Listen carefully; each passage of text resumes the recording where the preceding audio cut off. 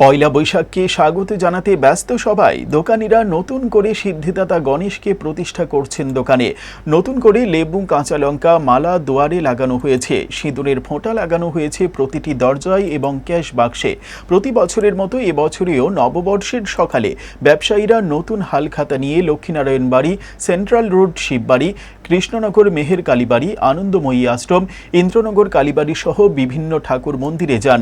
নতুন হালখাতা সূচনা করিয়ে আরেকটি নতুন বছরের সুখ সমৃদ্ধি কামনায় ব্যস্ত ছিলেন প্রত্যেকেই। 1432 বাংলা।